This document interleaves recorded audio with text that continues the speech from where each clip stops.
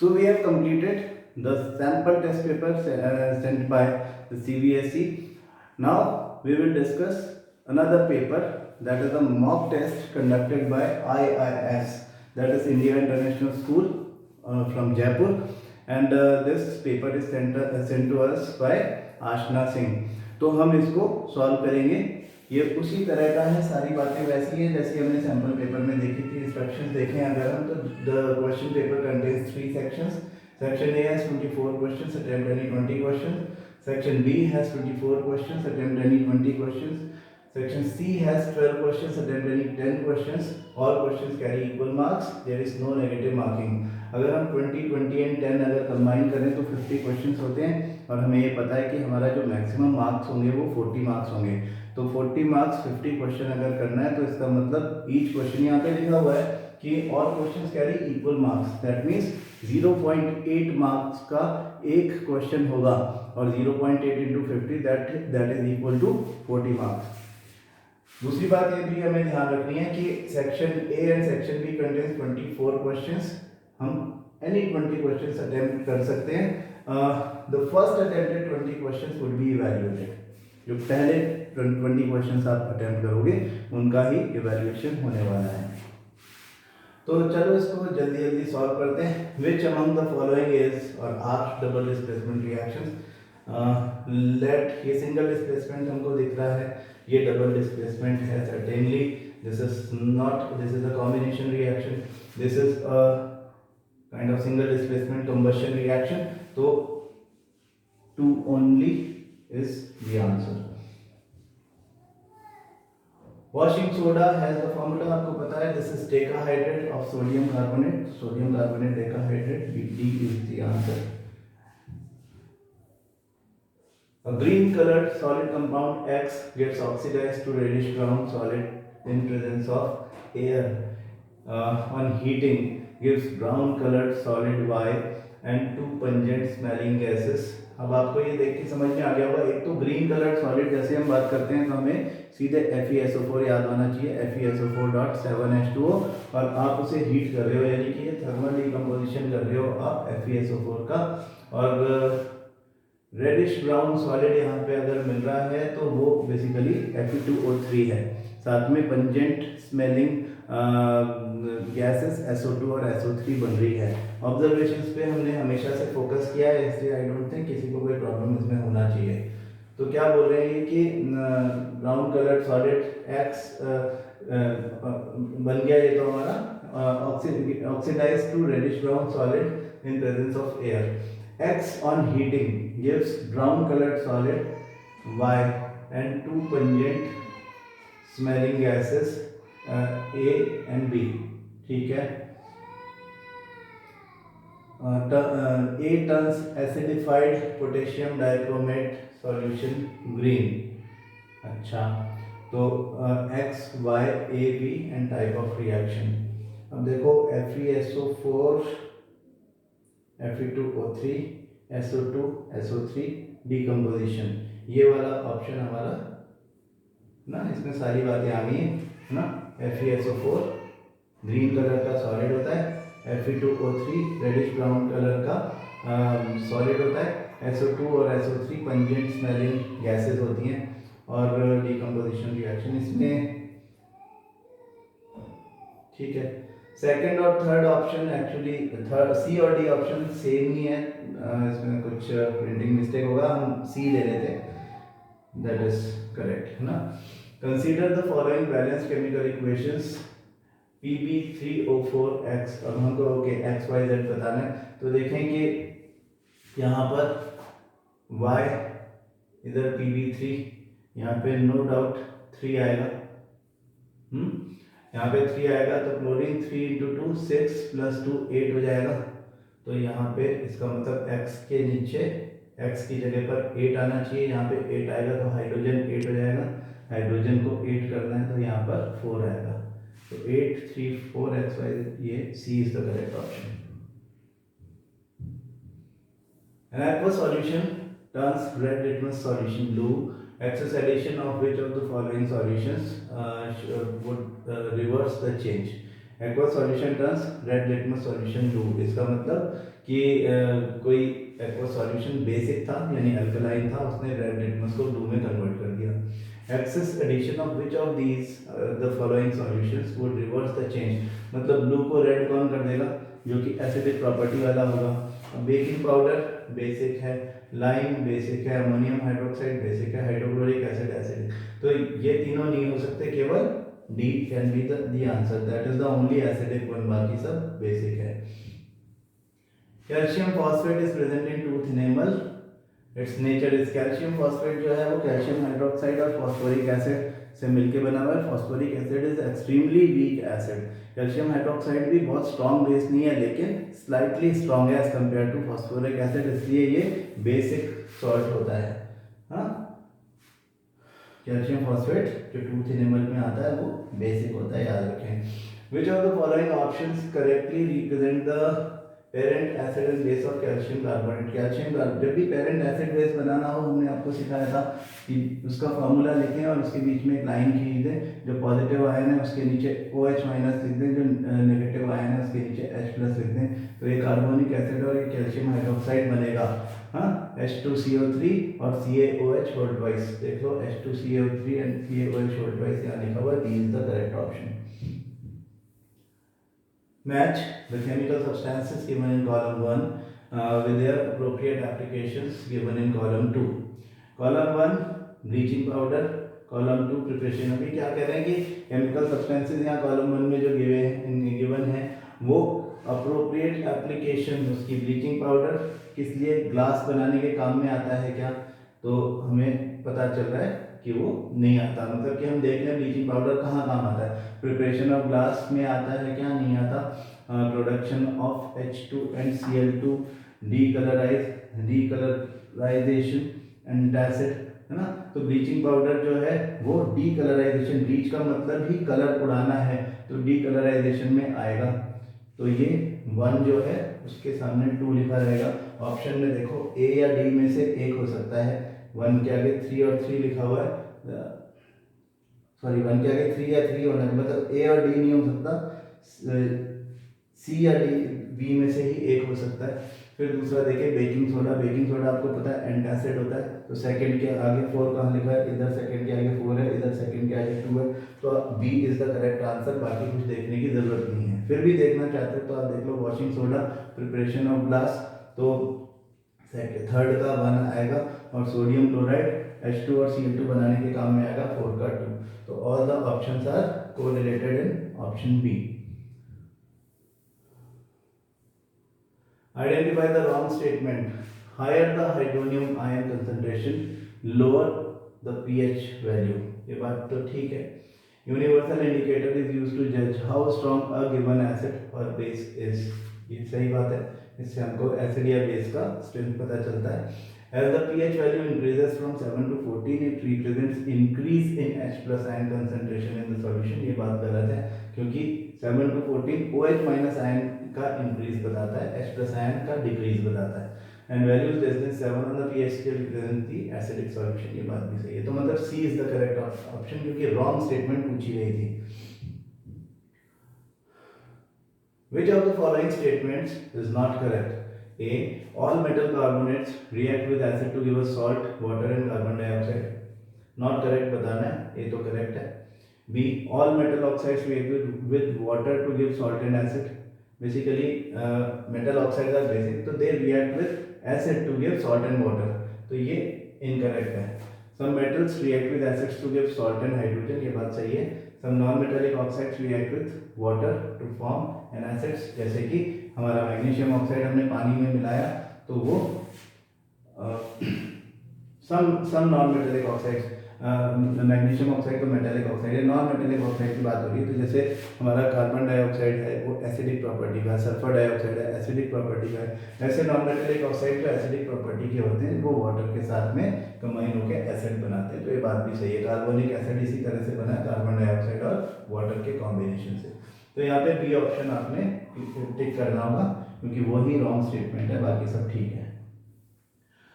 Student performed the starch test on a leaf. Some steps involved are shown below. ये actually blur हो गया है तो मुझे छोटा करना पड़ेगा पढ़ने के लिए, फिर से बड़ा कर दूंगा। Leave in boiling water, leave in iodine solution, अच्छा, leave in ethanol heated to a water bath, heated in a water bath, and leave in water at room temperature. Okay, तो देखो ये कह रहे हैं कि the correct sequence of steps, हमको क्या करना है, हमको आयोडीन टेस्ट करना है। आयोडीन टेस्ट के लिए हमने लीव को डिस्चार्ज करने के बाद में सबसे पहला काम क्या करना है, जब उसको प्लग करते हैं डिस्चार्ज करने के बाद में उसको एक पेपर से कवर करके उसे फिर 6 घंटे के लिए सनलाइट में रखने के बाद में जब हम उसे वापस लेके आते हैं तो फिर हम उसमें से एक लीफ ले करके, जिस लीफ को हमने कवर किया हुआ था दोनों साइड से, उसको सबसे पहले डालते हैं बॉइलिंग वाटर में। तो लीफ इन बॉइलिंग वाटर ये सबसे पहले होगा, उससे वो सॉफ्ट हो जाएगी। फिर उसके बाद हम उसका इथेनॉल में रख के और उसका डीकलराइजेशन करेंगे, क्लोरोफिल उसका निकाल देंगे। उसके बाद हम नंबर 3 उसको रूम टेम्परेचर पे नॉर्मल वाटर में, टैप वाटर में धोएंगे। तो ये 3rd नंबर पे होगा। और फिर लास्ट होगा आयोडीन सॉल्यूशन में उसको या तो डिप कर देंगे या with the help of a dropper हम आयोडीन सॉल्यूशन डालते हैं तो उससे वो अपना कलर देगा। तो 1 ये हमारा सबसे पहले होगा, 3 सेकंड नंबर पे होगा, 1 3 4 2 ऑप्शन हमको यहाँ पे मिलना चाहिए। तो अब आप देख लें 1 3 4 2, पहला ही हमारा 1 3 4 2 है, एक्चुअली ये सही है। Which of the following is not a correct statement regarding trachea? It splits into right and left bronchi to supply air to lungs. ये बात तो सही है। Not a correct मतलब wrong बताना है ना। Tracheal rings are C-shaped. Okay, opening of trachea is covered with epiglottis. ये बात तो सही है। It lies posterior to esophagus. ये ईसोफेगस के पोस्टीरियर में, ईसोफेगस के आगे होती है ना, तो ये वाली चीज गलत है ना, बाकी तीनों बातें सही हैं। तो D would be the answer to be chosen. Posterior मतलब पीछे है ना, जबकि ये एंटीरियर होता है, सामने होता है। Select the option that matches the following columns. Nephrons discharge their content. Nephrons का कंटेंट यानी नेफ्रॉन जो भी कुछ बना रहे हैं हमें मैच करना है। नेफ्रॉन जो है जो कुछ भी बनाएंगे मतलब यूरिन बनाएंगे, they will discharge their content to collecting duct. Part of nephron, glomerulus is a part of nephron. Plants stored waste is resin and gums, जिनको ओल्ड जाइलम में स्टोर किया जाता है। स्टोरेज ऑफ यूरिन ब्लैडर में होता है ना। तो 1 2 3 4 में देखें तो 1 में आर, 2 में P और 3 में S, RPSQ ना, RPSQ, C is the correct option. An experimental setup is given below to demonstrate that carbon dioxide is given out during respiration. 4 students made the following observations, marked 1 2 3 and 4. Okay, तो level of water remained the same in both the beaker and the, ये देखो यहाँ पे क्या हो रहा है कि हमने एक कॉनिकल फ्लास्क लिया हुआ है, उसमें हमने एक थ्रेड की हेल्प से एक छोटा टेस्ट ट्यूब, जिसको हम उसको एक यहाँ पे ये ऐसा दिखाया हुआ है, टेस्ट ट्यूब के नाम से दिखाया हुआ है ना, इग्निशन ट्यूब बोलते हैं हम वैसे इसको, लेकिन टेस्ट ट्यूब भी लिखा हुआ है तो भी कोई बात नहीं। उसमें KOH रखा हुआ है, KOH जहाँ भी रखा हो वो कार्बन डाइऑक्साइड की एब्जॉर्प्शन के लिए होता है। यहाँ पे जर्मिनेटिंग सीड्स हैं जो कि रेस्पिरेशन करेंगे, कार्बन डाइऑक्साइड रिलीज करेंगे। ये ग्लास ट्यूब है, इस ग्लास ट्यूब इसको हमने बीकर में डुबाया हुआ है, जो वाटर इसके अंदर है वो ऊपर की तरफ मूव करेगा। अगर यहाँ पर लो प्रेशर ऑफ एयर होगा तो इसको हमने रबर कॉर्क लगा करके प्रॉपरली एयर टाइट किया हुआ होता है। ठीक है, तो वाटर लेवल ऊपर क्यों जाता है, क्योंकि जर्मिनेटिंग सीड्स यहाँ पे जो ऑक्सीजन होती है उसको अब्जॉर्ब करते हैं in the for respiration purpose, बदले में वो कार्बन डाइऑक्साइड जो निकालते हैं उस कार्बन डाइऑक्साइड को KOH एब्जॉर्ब कर लेता है। तो यहाँ पे लो प्रेशर एरिया क्रिएट होने की वजह से ऊपर चला जाता है लेवल हमारे डिलीवरी ट्यूब में। तो हम देखें क्वेश्चन क्या पूछा है कि ऑब्जर्वेशंस हैं। Number 1, level of water remain the same in both the beaker and the delivery tube. ये कह रहे हैं कि एक्सपेरिमेंटल सेटअप दी हुई है to demonstrate that CO2 is given out during respiration। 4 students हैं अलग अलग 1 2 3 एंड 4 और उन्होंने ऑब्जर्वेशन मार्क किया 1 2 3 एंड 4। तो फर्स्ट स्टूडेंट का ऑब्जर्वेशन ये है कि level of water remain the same in both the beaker and the delivery tube. Okay, level of water increased in the delivery tube, level of water gets reduced in both beaker and delivery tube, water ascends into the delivery tube and backflow into the beaker। तो basically correct तो ये है कि level of water इसमें increase होता है ना, इसमें पानी ऊपर की तरफ चढ़ जाएगा। क्यों हो जाएगा ऐसा? क्योंकि यहाँ पर लो प्रेशर एरिया जो होगा तो जो भी एयर होगी इसके अंदर वो एयर इसके अंदर मूव करेगी, एयर का मूवमेंट होगा इस तरह से। हाँ, एयर के पीछे पीछे वाटर ऊपर चढ़ेगा इसमें ना। तो ascends into the delivery tube तो ठीक है, लेकिन बैकफ्लो इनटू द बीकर वो वापस आएगा बीकर में, ऐसा कोई ऐसी व्यवस्था है ही नहीं। Level of water increase in the delivery tube ज़्यादा सेफ आंसर है। तो नंबर 2 मतलब C is the correct option. The diagram shows the arrangement of cells inside the leaf of a green plant. No cell contents are shown, which cells normally contain chloroplast। इसमें 1 2 3 4 दिया हुआ है। Chloroplast जो होता है वो guard cells में मिलता है और पेलिसेड सेल्स जो अंदर वाली सेल्स होती हैं। तो गार्ड सेल्स यहाँ पे 4 है। हम हमेशा से कहते हैं कि आप NCERT ध्यान से पढ़ो, NCERT के डायग्राम को इस तरह से छाप दिया जाएगा, यहाँ पे वही हुआ है। तो अगर आपने ये डायग्राम ठीक से देखा हुआ है तो ये लोअर एपिडर्मिस और नंबर 3 और नंबर 4 जो है वो एपिडर्मल सेल्स हैं और 4 जो है वो गार्ड सेल्स हैं, है ना। जो 2 है वो पेलिसेड सेल्स हैं जो कि बीच वाली सेल्स होती हैं, मेसोडर्मल सेल्स, जिनके अंदर क्लोरोप्लास्ट होता है। गार्ड सेल्स में भी क्लोरोप्लास्ट होता है। तो 2 एंड 4 आंसर होना चाहिए। 2 एंड 4 हमको डी ऑप्शन मिला हुआ है। Identify X and Y in the following। X blood vessels have thick walls and empty the heart, while white blood vessels has thin and porous walls and are found around alveoli। तो X तो हमें arteries दिखती हैं या aorta दिखती है और Y जो है वो कैपिलरी दिखती है क्योंकि उसकी पोरस वॉल्स है और वो एल्वियोलाई के आसपास मिलती है। तो X is an artery, Y is a vein, X is an artery, Y is a capillary, B is the correct option। बाकी दोनों देखने की भी जरूरत नहीं है। अच्छा, नेक्स्ट देखो, out of 4 rays shown to fall on the concave mirror. Diagram थोड़ा उल्टा बना हुआ है, कोई बात नहीं, इसको छोटा करना पड़ेगा जिससे हम देख सकें इसमें क्या लिखा हुआ है ना। हम इसको इलाज करते हैं तो ये ब्लर हो जाता है। तो द इनकरेक्ट वन इसमें दिखाया हुआ है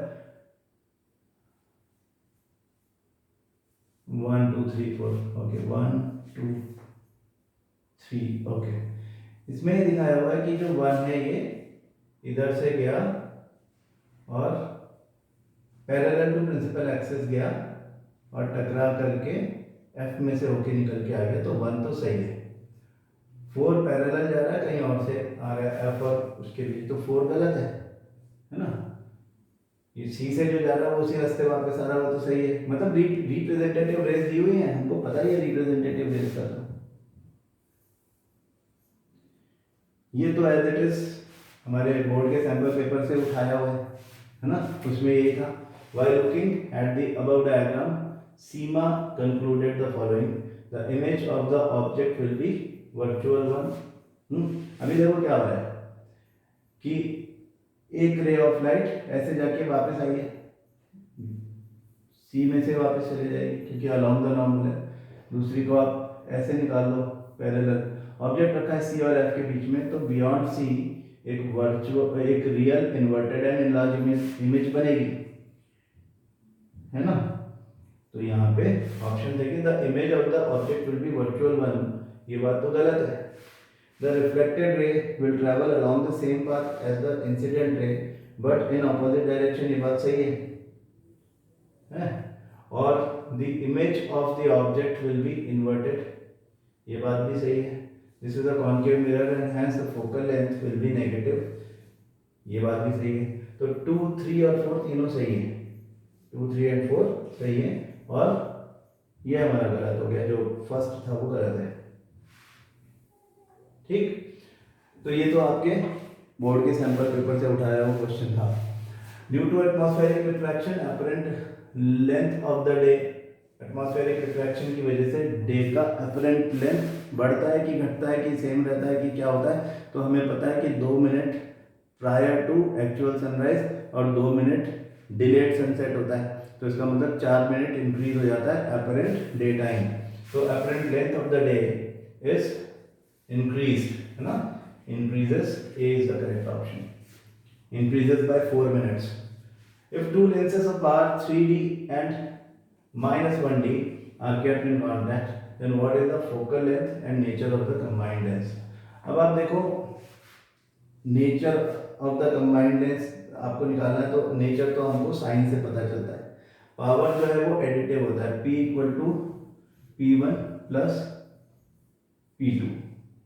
तो इनका जो कंबाइंड लेंस बनेगा उसकी पावर कितनी हो जाएगी? +3 + -1, ऐसे कंबाइन करते हैं इसको, यानी 3 - 1 यानी +2 डायोप्टर। तो +2 डायोप्टर है, मतलब कॉन्वेक्स है। अब 2 डायोप्टर है, तो सेंटीमीटर्स में अगर हमको निकालना है तो हम कहते हैं 100 upon focal length in centimetre, है ना। सबसे इजी यही है, तो f in centimetre is equal to 100 upon 2, that is 20। 20 centimetre,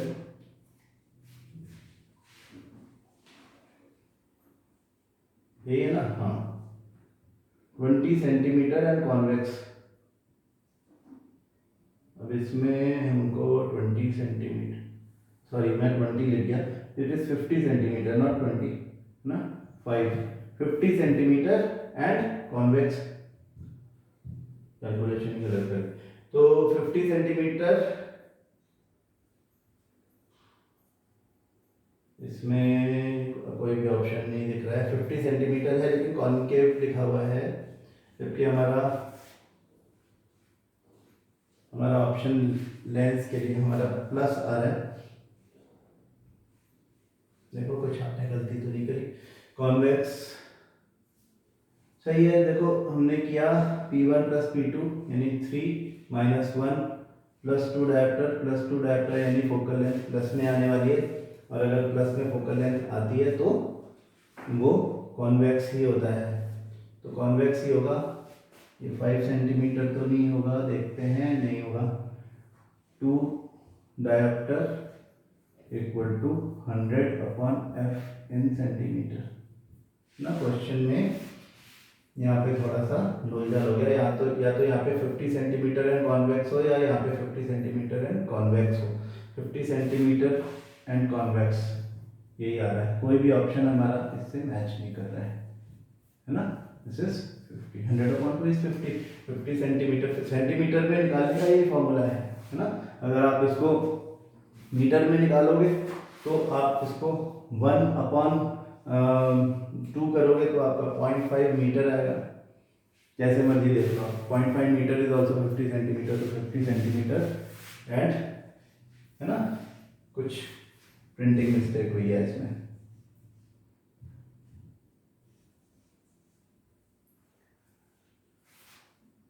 Refraction cannot cause bending as light moves from one surface to another if the incidental refraction angle I and R are related as। अब देखो, refraction cannot cause bending, light moves from one surface to another if the incidental refraction angle angle I और angle are दोनों 90 degree के बराबर हों।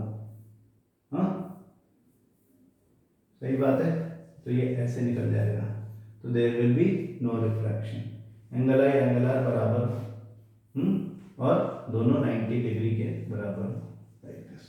तो straight line जब जाती है तो there is no bending.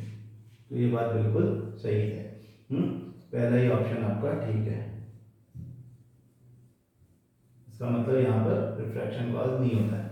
A student determines the focal length of a device X by focusing the image of a far off object on a screen positioning as shown in the figure below. ऐसे किसका करते हैं? Concave mirror का। तो device X is a concave mirror.